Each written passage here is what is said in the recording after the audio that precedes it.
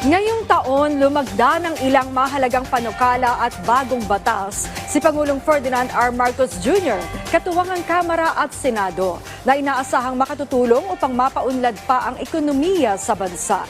Pero bukod dyan, marami ring hindi malilimutang serye ng pagdinig kaugnay sa iba't ibang issue. Balikan natin ang aksyon sa 2024 highlights ni Mela Las Moras at Daniel Manalastas.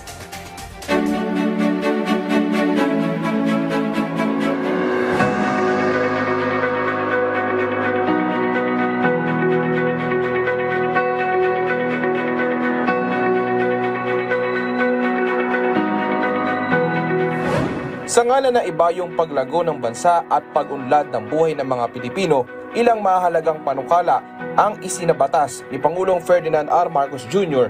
ngayon 2024, katuwang ang Kamara at Senado. Kabilang na riyan ang Republic Act No. 12066 o Create More Act na nagsasaayos sa mga patakaran ukol sa value-added tax at duty incentives para mas mapagbuti pa ang ating ekonomiya at maparami pa ang mga oportunidad sa bansa.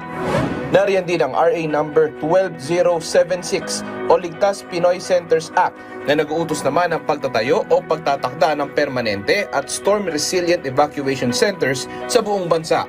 Mayroon din mga bagong batas na nilagdaan ang presidente para sa sektor ng edukasyon, agrikultura, kalusugan, overseas Filipino workers, gayon din para sa pagbibigay proteksyon sa ating mga teritoryo, tulad ng Philippine Maritime Zones Act at Philippine Archipelagic Sea Lanes Act.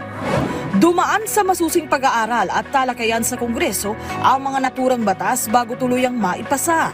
Pero bukod dito, ilang malalaking pagdinig din ang ilinaos ng mga mambabatas ngayong taon. Sa Senado naging abala sa kaliwat ng investigasyon tulad sa Pogo, sa War on Drugs at marami pang iba. Pero naging highlight din ang palitan ng liderato matapos palitan ni Senator Francis Escudero si Senator Juan Miguel Zubiri bilang Senate President.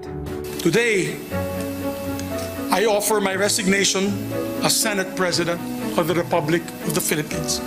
And upon stepping down, I vow to serve as an independent member of the Senate.